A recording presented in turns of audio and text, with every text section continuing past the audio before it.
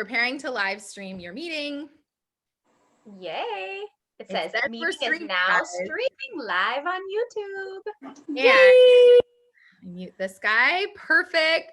Hello, everyone. My name's Sarah Lavonne, and welcome back to my YouTube channel.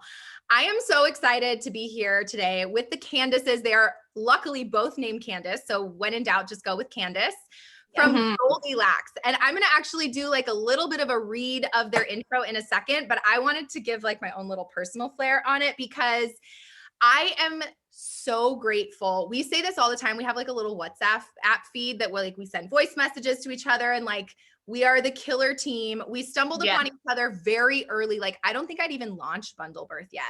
You hadn't. Very early stages, and found them. And to find, as if any of you know, in whatever profession, to find a referral source that you trust and that is aligned with you, especially in the birth world when there's so many opinions and so many personalities. And typically like my clients who come to me, they come to me because it's me. And so for me to be able to feel confident with being able to send the referral, why are you laughing? Because you're just so cute. Oh, you're so sweet. But to be able to send the referral feels so good. And I say that anytime I'm talking about breastfeeding. I am actually a lactation educator counselor, but breastfeeding is like a whole beast of a field. It's a profession. It is a specialty. And I just don't have time for it, to be honest. So to be able to, well, that's how we feel about childbirth. Well, then that's why we're the dream team over here. I love it. That's why we complement each other so well. Exactly. And so I'm just so grateful to have them. Let me tell you a little bit about them. And then we're going to get into all of your questions about breastfeeding. We're going to try to limit this. We'll see how long it goes. I may split this into 2 parts. So this might be part 1. And if not, then we'll get through and maybe have them come back another time. Okay. Yes. So feel free to comment on the side. We will go back through that to also see what's needed in the future. If you're like, yay, yes, that was so helpful. If you have another idea or a question for us, you can throw that in the comment box or the chat box on the side, depending on when you're watching this. All right. So let me tell you a little bit about Goldilacts, which I feel like I have to say it like lacts. Whenever I say it, because I'm like, you have to get it. I want them to get it because it's so cute. I love your name. And everybody's like, oh my God, what a cute name whenever I talk about it. So Goldilacts Lactation Counseling is made up of the 2 co-owners, or they call themselves breast friends, which I think is so cute. The Candices, Candice James and Candice Nicole. Both of them have actually degrees in psychology with a background in child development, along with family and women's counseling. Which, let me just side note on that piece, is that they understand your child, they understand how to be therapeutic with you guys, and then you add in the breastfeeding. To me, I'm like, that's the perfect combo of skills. They both obtained the title of Certified Breastfeeding Specialist in 2016, so it's been 4 years, and then started Goldilacts when both of their sons were about 3 months old, out of the need to support one another through their trials with breastfeeding and the early postpartum period, which, as you know, if you're a breastfeeding mama already, if you're a mama and you're feeding your child, or you're even pregnant, you know how important that is and how challenging breastfeeding can be. So Goldilacts are actually based out of Los Angeles, California. Why are you laughing? I'm just hearing you talk and I'm like, yes. It can just You be literally really hard. you can't describe us any better than you're doing right now. I'm like, please don't turn it over and say anything else, because you just have, I'm about to turn it over. Everything.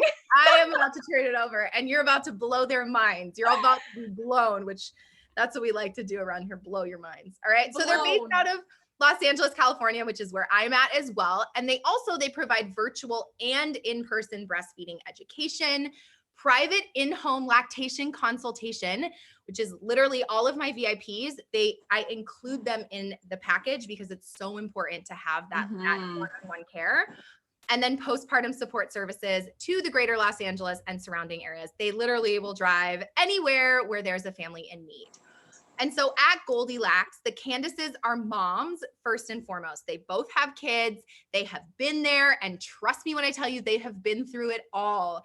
Their goal at Goldilacts is for each new breastfeeding parent to feel comfortable in the new skin of their breastfeeding body, feel educated, sound familiar, and empowered in their personal choice to breastfeed, and for each new family to feel as though they've received compassionate, non-judgmental care through the postpartum period. And so I am so excited to have you guys here. As you can tell, we are so excited to be here. You know, it's about time. We've been talking about this for years. And so let me also just say, guys, if you're watching this, that this is sort of a part of my celebration for 100,000 subscribers here. So honestly, it's like better timing for you guys to be here. And so I'm just so excited. I'm honored that any of you that are listening would be here. And I'm so excited for them to learn from you. So enough talking from me. Let's get to the goods. Let's do it. Okay, so what I want to know to get us started, we're going to talk all things breastfeeding, but let's say we have a mom and she's like on the fence and she's saying, you know, I've heard that breastfeeding is cool. I've heard it's good, but I have some concerns. I've heard it hurts.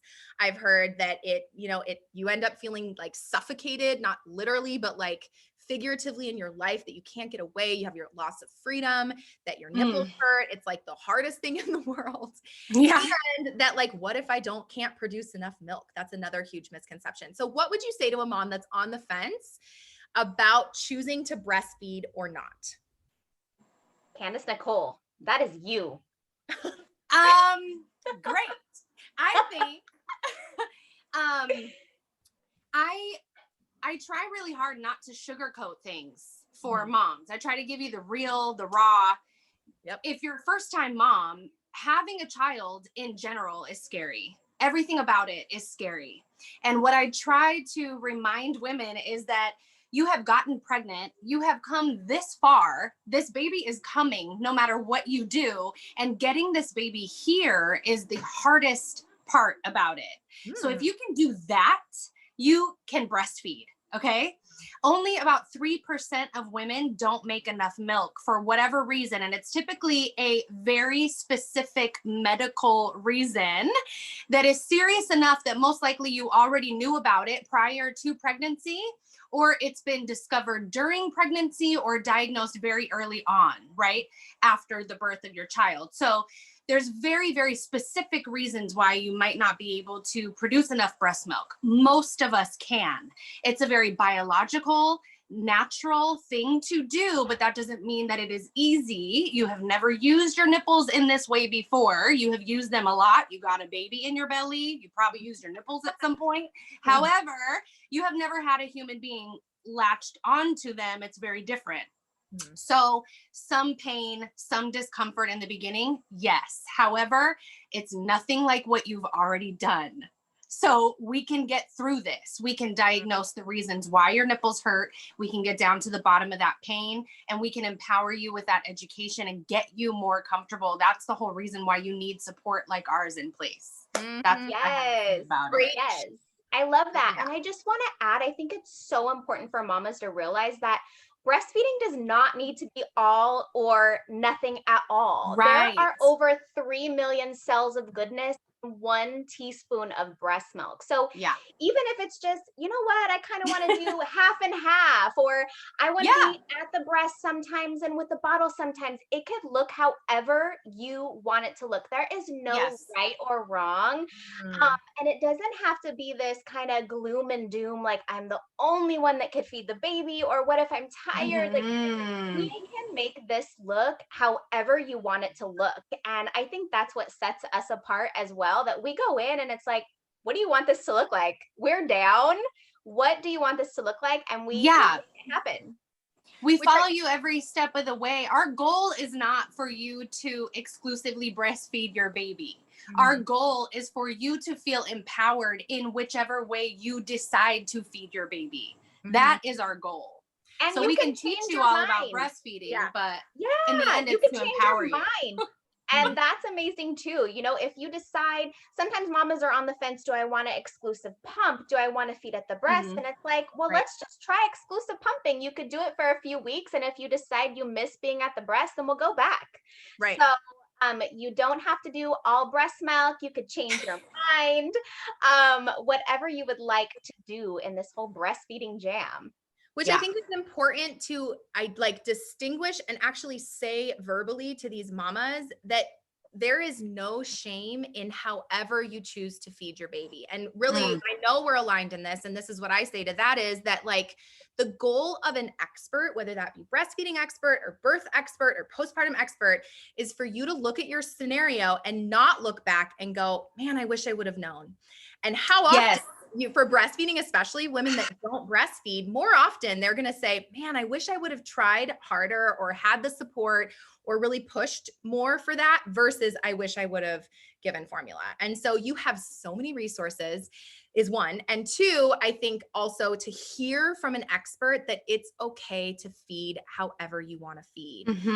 Yeah. And well, what I would say to sort of pimp you guys out in the best way, because I so believe in what you do. And I see the fruit of it in like every single client that's ever worked with you of my own and online. I watch what you do online as well, is that the right education and the right support changes everything.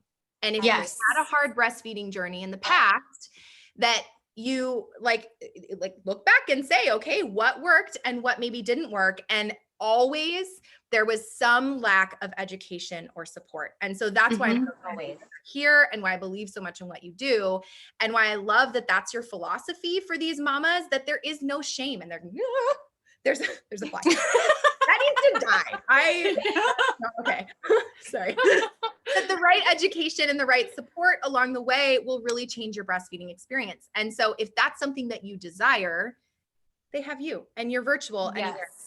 Yes, anywhere. And I think that's why we get each other so much, because you do the same thing with birth. You know, you take a mom through a different type of birth plan if that's what she chooses based on her last experience. And I start almost every consultation by saying, look, guys, I'm not the kind of lactation consultant that's going to say I'm against formula. You are failing. We need to keep going with breastfeeding.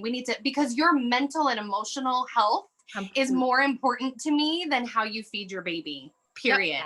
Yep. So if something isn't in alignment with your soul, I'm not going to sit here and try to get you to try it a million different ways. Right. I'm just going to ask you what feels in alignment. Let's go with that. Let's do it. And if stilling your joy, if you are spending your day stressing about feeding your baby, that's not right. We have to find the balance. And that's part of what we do in our job as well, is really taking an inventory, of if this is stealing too much of your joy, we will be the first people to give you another option. Yeah. Cool. So when you're in the home with these mamas and you see a lot, and that is true, you go to people's homes, and then with coronavirus, you've moved virtual mostly, but you still do go to people's homes depending. And so with that, what would you say are the maybe one or two biggest issues that you come across, like most common problems with breastfeeding? And then how would you suggest that people address them? Obviously, baseline, guys, you're getting an expert in, and that will be the best money you spend to get you on your breastfeeding journey, because I always say breastfeeding is like the hardest thing until all of a sudden it's the easiest thing you ever do. So we want to get you here. I agree with that for sure. Candice, James, what do you think are our top two? What do you think are our top two? The top one, I'll start with that. The top one is concern about milk supply. And I feel like there's a lot of social media pictures out there with freezers full of milk and pumping a huge amount of milk. And that's just not realistic, guys. On average, a mama will pump 1.5 ounces per breast. That's a 3-ounce breast pump, right? Total, babies both sides. Total. Breastfed babies drink on average 1 to 1.5 ounces an hour, you guys, for their whole breastfeeding career. So a lot of times it's just a lot of misinformation, wondering if they're making enough, questioning themselves, and really they're probably making more than enough. And what I love to share with my mamas is that this is measurable. Right. So a lot of times babies at the breast, we can't see how much they're drinking. That's stressful. But there are ways that we know, and Sarah, you know this, working in NICUs and being a nurse, is that we can figure out how much babies are getting by their weight gain and their diaper counts. And if those things are happening, your milk supply is stellar. Whatever you're doing is working. But that's definitely the number one issue that we get calls with. And 9 times out of 10, it's fine. And really, mamas just needed to hear that you're doing great. Yeah. Yeah. Well, and to hear it from an expert of somebody rather than like, I think I'm getting these diaper counts and I think Yeah. but I don't see milk like everywhere every time Right. I Yes. breastfeed. Yeah. I love those concrete numbers. That's so helpful. Yeah, and Concrete that's numbers. the thing too, is that a lot of times moms are in a much better place than they even realize, but they're still in this zone of comparing their breastfeeding journey, especially early on, to what their sister's breastfeeding journey looked like, or their best friend, or what their mom thinks it should be, or their mother-in-law, or what, so it takes an objective opinion from somebody who's actually educated in this stuff to come in and show them why they're doing well. Totally. I always try to lead with what is working before we talk about what we can tweak to make better, and sometimes I would say that the second thing we get called for is latch and positioning. Am I doing this right? It's painful. I can't figure this out. It feels like something's still off. So you can have a baby who has a ton of wet diapers and, is gaining weight, but there's something still about the positioning that is uncomfortable. So that's where I get super excited, because I love looking inside of a baby's mouth and trying to figure out what's going on. So it would be latch and positioning, I think, is the next thing that we get called about. Like, it hurts. I don't know why, that kind of thing. So how do you know that you have a good latch? What are some signs? It really depends. I mean, it's a combination of lip positioning with the baby. It's a combination of how much areola and breast tissue is being compressed while the baby's latched. And it also has to do with the positioning and the alignment of the mother and the baby's spine. So I focus a lot on relaxing our shoulders, breath work, positioning mom before we even offer the breast to the baby. More than half the time, I have moms looking at me going, oh my God, I had no idea I was allowed to be this comfortable when I was feeding my child. Like, what a concept, right? Like, we become moms and we forget about ourselves. We forget about the fact that we exist and we have a body that needs to be cared for. We just automatically jump into this realm of like, I no longer matter. I no longer matter. So I think that's really what our philosophy and our mission statement is built on, Candice. It's really about empowering moms to feel good while they're doing whatever they decide to do in motherhood in general, not just breastfeeding. Yep, absolutely. It always comes down to, of course, mama and baby. So with baby, are they getting enough breast milk? Do they have the output? Are they meeting those developmental milestones? And then mommy, are you comfortable? Are you in pain? Right? So a lot of times people will say, if you're in pain, something's wrong. It shouldn't be hurting. But I will say in those first few weeks, your nipples are sensitive. They're not used to a little thing being on them, and babies' mouths have a very all the strong time suck.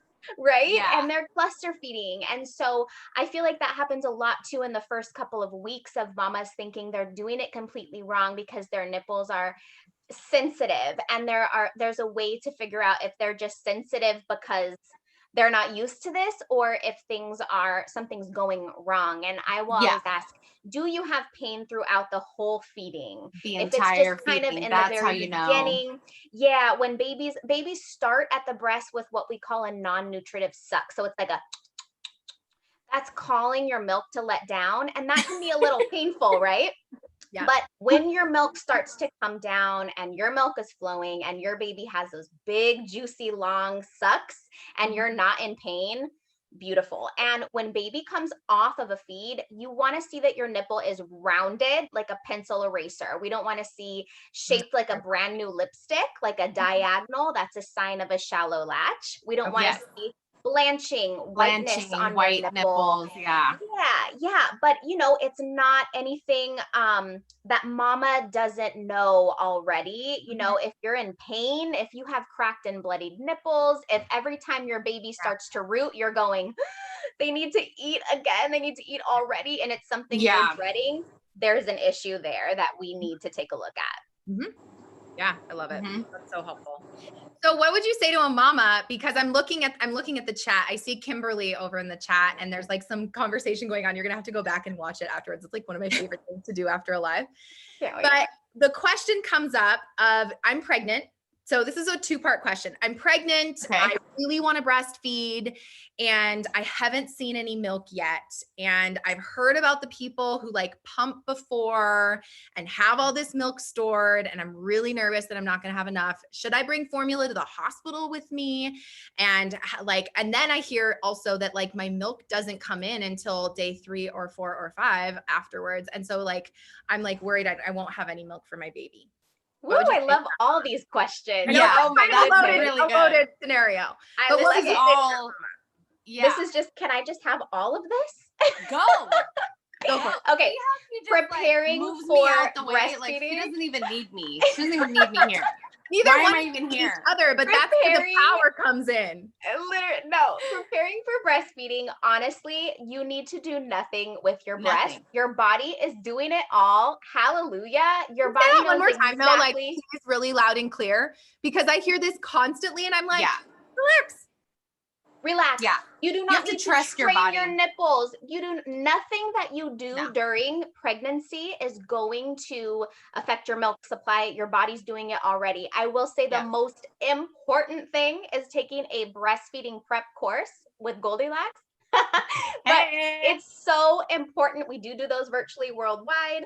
But taking a breastfeeding prep course will set you up for so much success, what to expect, how often to feed your baby, those diaper counts we were talking about, what is good weight gain, all of the things, how to latch, woo.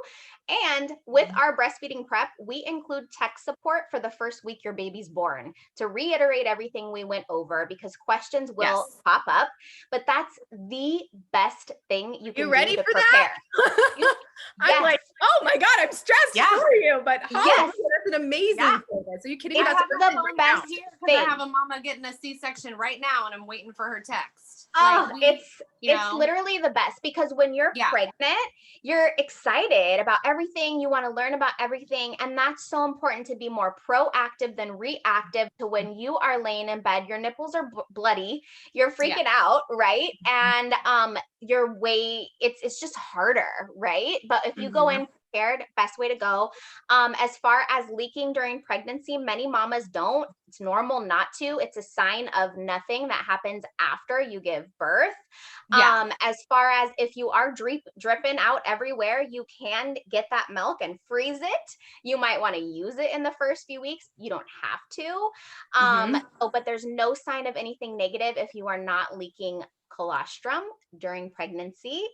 And then milk coming in, your milk is already there. It is colostrum. Your milk doesn't come in, right? There is a transitional milk phase where your body switches a switch from the hormonal processes. So the moment your placenta leaves your bod, your brain goes, oh my goodness, baby's here. Release the colostrum in abundance. Super nutritious. Babies do not need a lot. And then once you're skin to skinning, your milk, your transitional milk will come in. Candice Nicole, fine. Take the stage. Talk about when that milk comes in, even though it's already there. No pressure. She just assumes I'm going to be able to finish this thought for her. We leave ready. What you do We're for each ready. other. Right. Yeah. Week 16 to 22 of pregnancy, you've already got colostrum in there. So by default, your body is ready to breastfeed. It's a part of a function of delivering your baby and your placenta. It's just the next biological step, right, of pregnancy and childbirth. So once you have drops of thick, rich colostrum getting into your babe, day 3 to 5 is why people talk about, oh, my milk never came in, or my milk's coming in late, or whatever. Your milk coming in is like, it's not a thing.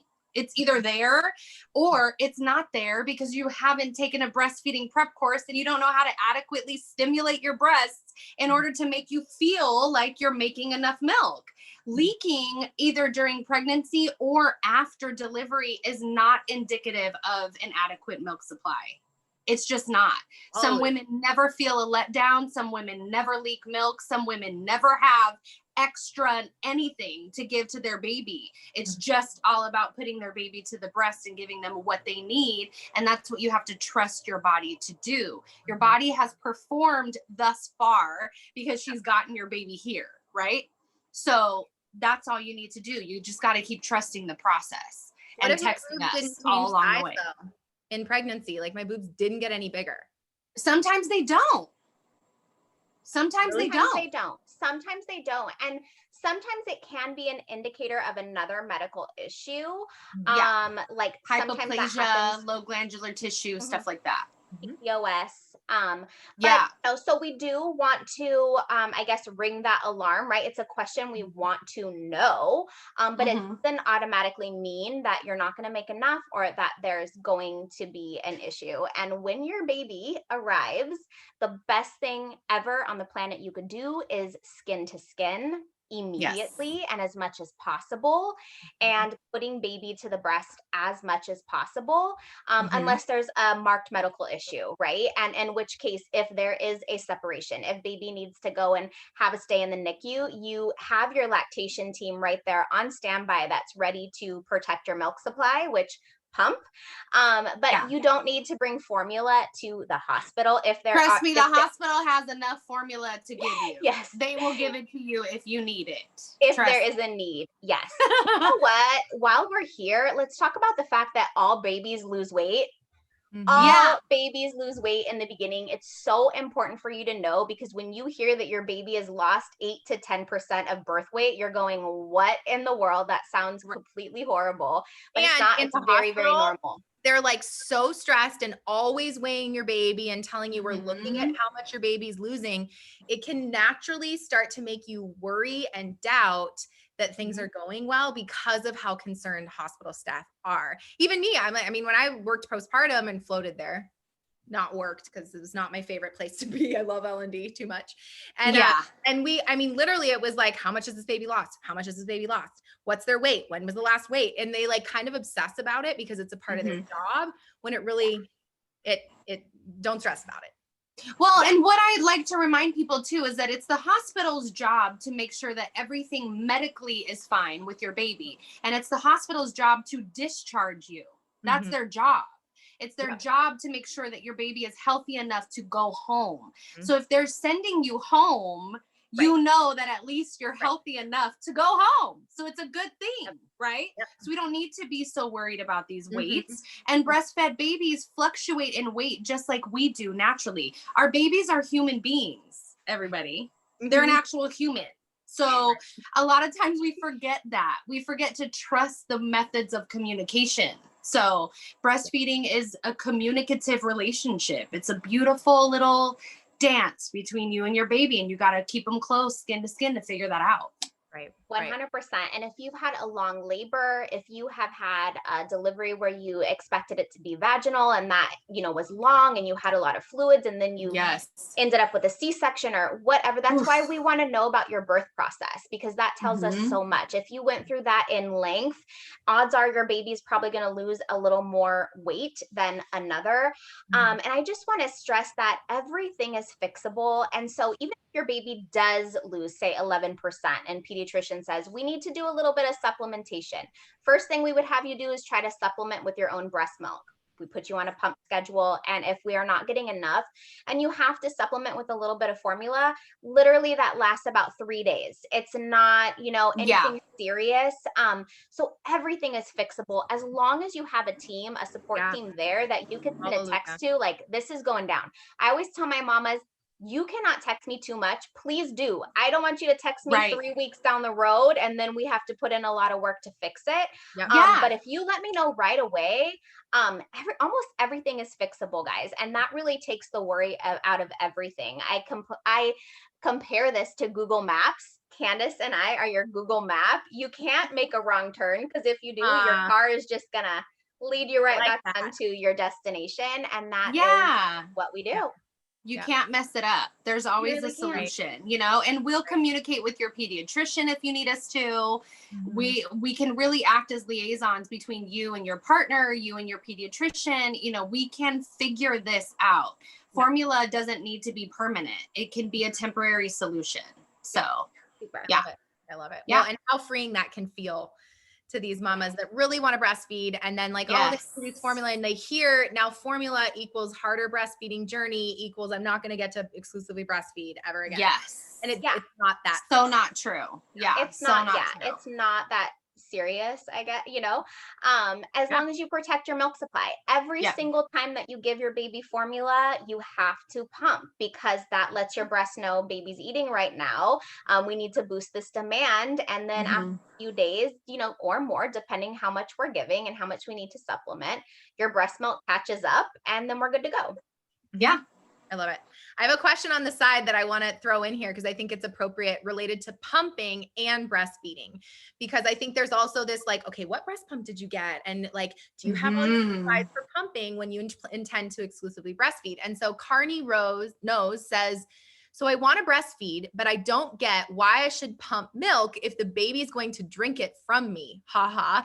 And if I don't need it, then is it necessary to pump it or what? It's a huge doubt I have, she says, which I think is that's a great question. If you just want the baby to get the milk, put the baby at the breast, girl. You don't need no pumping. If you're home with your baby and you're confident in your breastfeeding relationship and you've been set up, you know that you have support, the latching is good, the milk transfer is happening, the weight gain is happening, you got the wet diapers. If you're home with that baby, put them on the boob. You don't need to pump. You do not need to pump. It's like a lot of work. So pumping is for what, in what circumstances should they pump? Or like, why would you suggest pumping? If there is a major concern about weight gain, if we're not having enough wet diapers, if pediatrician has determined that baby's dehydrated, if we have low blood sugar, things like that. If there's a medical need for supplementation, then that needs to be addressed. If you have a pediatrician who's looked at you and said, yeah, baby looks good, but I would like them to pack on a little bit more weight, so let's give them some formula, that's not a good reason. Just keep them at the breast. You're doing great. Right. Yeah. And then if you want to build a stash, and I say stash lightly, guys, I'm not meaning your freezer full of milk. I'm saying you might want a day's worth of milk. You might want 15, 20 ounces worth of breast milk, because remember, literally, because remember, guys, if you leave for the day, you have to pump, going back to protecting your milk supply. So you will replenish everything baby takes out of your freezer. Okay. So sometimes you might need to pump before your breast milk regulates. Your breast milk regulates around week 6 or 8. What that means is your first 6 weeks, your breasts are getting used to how much milk they need to make. Your breasts don't know if you had 1 baby or 6. So they're going off of your supply and demand. So if you pump extra in the first 6 weeks, you can create an oversupply, which sounds fantastic, but actually there is some negative things that can come along with an oversupply. We don't want you to do that. So if you are staying home with baby, feeding all at the breast, no pumping for 6 weeks. Unless you need to go back to work at like week 6, then it's situational. But if you are hanging out at home with the baby, no pumping before 6 weeks. And then after that, if you want to just pump to have something in your freezer, the best time to pump is in the morning. You make the most milk in the morning hours. So you'll feed your baby, and then 15 to 20 minutes after their like 6 a.m. feed, you pump both breasts, same time, 25 minutes. And then you start building your stash from there, but you don't start that until about week 6. Yeah. Love it. That's so helpful. Sorry, I'm just smiling because my mom had her baby and everything's great. Oh, yay. I know. How exciting. Happy birthday to that baby. It's so fun. I love it. I love the realness of our lives. I'm like, my phone is on silent, but I have a ring through from a mom I'm on call for too. So it warms my heart so much, because you meet these moms, especially during pregnancy, they're like huge and they're on the Zoom call with you and you're telling them everything. And you're like, I texted her yesterday, I can't wait for tomorrow. Send me your update right after. And she's like, she's here. Everything's good. It just it gets me every time. Same. Selfishly, I'm like, please do a breastfeeding prep. 1, it's amazing. And 2, I get to celebrate with you and I get to be part of this birth process without being a Sarah. I don't need to be a wonderful doula. I just want to be a part of that. I want to know when your water breaks. I want to know you're the best, guys. Yeah. You're literally the best. Yeah. So back to their questions. I have a few. I'm trying to wean down because I'm like very conscious of the time, but at the same time, I kind of don't care. One of the big things that came up on Instagram was biting your nipples. So you have a kid that's starting to teeth, and that can happen as early as what, like 3-ish months. Yeah. They can start breaking teeth. And so you have a kid that's biting off your nipples. What are some tips you have for biting nipples? Well, biting off your nipple, you need stitches like that. Unacceptable. Yeah. If they have the power to completely bite off your nipple, you have a very strong child on our hands. Yes. Yeah. Whoa. Ouch. I always recommend getting something else that they can chew on. And I realized that I just went like this and that looked super weird, but it's because I'm simulating the teething necklace that I'm thinking about.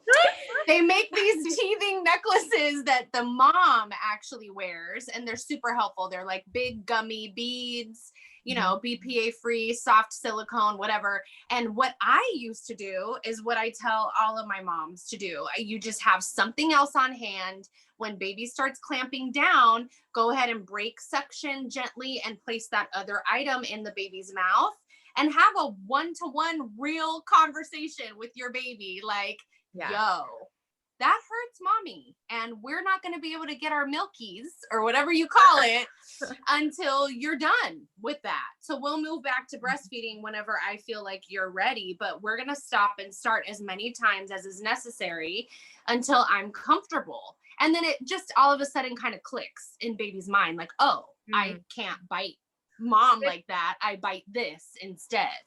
It's when they bite, you're like, no, we're done. It's like they get, you remove the milk to teach them, like, when you bite, you have to stop eating. Yes. Exactly. And it's more so, it's an understanding of how much their oral anatomy is really changing at this time too. So it's important for moms to understand this is a period of rapid development. Teething also accompanies like rapid fire brain development. It's all happening at once. So their latch is changing, their gums are itching, everything's inflamed. They don't know what's going on. So it's a time when moms have to really be in tune with their baby and understand this isn't their fault. It's not something that they're doing on purpose. I don't need to be angry at them for this. This isn't like you send your 2-year-old to preschool and they're biting another child. It's not the same association of behavior. So it's important for moms to not really make a big deal out of it and just to say, you know, this is uncomfortable. It hurts me. So you can chew on this for now because I understand what you're going through and I understand that you need something to chew on. But breastfeeding can definitely continue through the teething phase. I have so many moms who are like, oh, I'm stopping when they get teeth. And I'm like, why? Why do you need to? You don't have to. Teeth should not change the latch so much that every feeding becomes uncomfortable. It doesn't have to. Yeah, it's such a true fear. And honestly, most of the time, mamas don't even realize when their babies are teething because they know how to breastfeed without hurting you. And I also like to recommend massaging their gums before a feed. To just, I mean, it feels so good for them to chomp down on your breast. They're not doing it because they want to hurt you, but if you can relieve a little bit of that before you latch them. So you can Amazon these super cool little safe things that you put on your finger and you can massage where they're teething right before you latch them for a few minutes. And so it helps them feel better and their mouth is relaxed and then you latch them on after. So definitely there are many strategies for this. Don't let your baby bite your nipples. Massage too. Yeah. Right. Like when you get braces and they like, braces and they tighten them and you're like, kind of have to like squeeze it down. It's like a bad, good feeling. Yes, that's exactly it. Yes, that's exactly what it feels like. It's like that good hurt. Like, just need to get in there. Yeah. Cool. Candice. Which one? Direction. I know, right? Me? I'm like, and over Candice Nicole. I know this one you're gonna get really excited about because this is like the hot topic one. I know. I like. Is it sex or what? Exactly. I'm like getting sexy vibes. What I was thinking. I'm like, is this about sex and breastfeeding? And you're the one, Sarah. Okay. No, but I got sexy vibes for myself too. I'm like, and I'm setting this up very weird, especially when you find out what I'm about to ask you. So one of the hot topic ones that is, first of all, not only a hot topic in breastfeeding, but also in pediatrics is Yes. tongue. And so, oh yeah, that's sexy for you. And yeah. I want to ask Tongue about tie. tongue tie, and this could be like a whole session. I'm sure Yeah. it's an entire YouTube video. And so, just to touch on it quickly, because everybody talks about it now, and people are worried if they have latch issues. Do I have a tongue tie? So if there is somebody out there that is like, maybe I have a tongue tie. Do I have a tongue tie? How would somebody be alerted to, maybe my baby has a tongue tie? I don't know if you know this, but the instance of tongue tie, like how prominent is it? How much are you seeing? And that could just be in your own practice, like anecdotally. And what would be the response? I would say that 2 out of 3 babies that I see have some sort of oral tie issue. It's very, very common. And that's why it's become such a hot topic, because we finally have ways to address it and revise it and make breastfeeding more comfortable, as well as make connections to further developmental issues and speech issues. So a lot of times body work and chiropractic work and craniosacral therapy and speech therapy will all accompany the treatment of an oral tie for an infant. And by oral tie, describe what you mean by that. Because I say tongue tie, that's what people say. That's what people say because that's the most common. So tongue tie is typically what your pediatrician is looking for, but it is not the only type of oral tie a baby can have. We have frenulum all over our body. They are thin pieces of tissue that are connected to different muscle groups. Yes. There you go. So Sarah, yeah, you have a thick one too. What? Okay. Is that good? Yeah. It's good now and you don't have to breastfeed, so it's fine. I wouldn't worry about it. But I didn't have issues breastfeeding. You can also have them up here. You can have a thick upper lip tie. Go ahead. There it is. Yes. Yours looks good. I'm not showing y'all my ties. I'm not doing it. Mine's really thick. You can have them under here. That one. Oh yeah. Yeah. You can also, what people don't realize is that you can have buckle ties inside of your cheeks. I did not know that. So a baby who was born early and maybe doesn't have fully developed sucking pads on the inside of their cheeks can have buckle ties and other restrictions in this area. You could also have posterior tongue ties, which are underneath the back of the tongue. I didn't know that. So during a consultation, I wouldn't even be able to see that. You would have to go in. But that's when it takes a very educated and knowledgeable lactation consultant who knows the symptoms of those types of ties, so that if I suspect or Candice suspects any of this other type of behavior going on that is synonymous with a posterior or buccal tie restriction, we can send you in to be thoroughly oral examination. So we do have referral sources for that, but I get super geeked out over ties because I want to really explore every single baby's mouth that I look at, because I want moms to understand that sometimes you can have breastfeeding issues such as sleepy baby at the breast, fussy baby, extra gassy baby, very short feedings, not adequate weight gain. All of those are symptoms of tie issues. So if we have a mom I had from like last month, and I'm like, maybe that was her issue. Shoot. Yes. And we will run the gamut with these mamas. We will go over every single breastfeeding solution we can think of, and they are just super resistant to going in and getting this appointment. And then finally they'll give in and they'll go and see somebody and they'll be like, you were right. Posterior tongue tie, or, whatever, we got it revised, breastfeeding so much more comfortable. So I also want to reiterate, like, mama, you don't know what baby you're about to give birth to. We don't know if any of this stuff is going to exist until baby is here. And we have the combination of this baby with your breast, this mouth on your nipple. So it doesn't matter how your first journey was. We don't know who you're giving birth to this time. Okay. It's completely different. So I want to be able to check for all of these things and make sure that you're seeing the right specialists and getting the thorough examinations that you need from these specialists, because I can help you breastfeed all we want, But if you stick with breastfeeding a baby who has this tie, you might also have a toddler who can't talk. And that's what happened with my son. He had an upper lip tie. I didn't even think to get him checked until he was 5.5 months old. Got him checked, decided not to do anything about it because he was 5.5 months old. And at 1.5, 2 years old, fine, in theory, we were breastfeeding fine. Everything was comfortable. But at 1.5, 2 years old, we were told that he had a major speech delay. We were in speech therapy, not knowing what was wrong. He had a bunch of other health concerns, went in for oral surgery. He had a bunch of stuff going on in his mouth that maybe could have been corrected early on. And we could have avoided a lot of stuff. He's fine now. And it doesn't mean that every baby with an oral tie issue is going to have those same health concerns or that speech delay. But in my opinion, go in and get the information. Go in and talk to the specialist. They're going to a pediatric dentist. They're going who specializes in frenectomy procedures. Okay. You can't just go to any pediatric dentist. You have to make sure that they have the equipment and the knowledge necessary and the training, their specific training that they take to become more knowledgeable about this in order to provide this service for the revision procedures. They're going to a pediatric dentist, a pediatric ENT. They're going to a pediatric frenectomy specialist.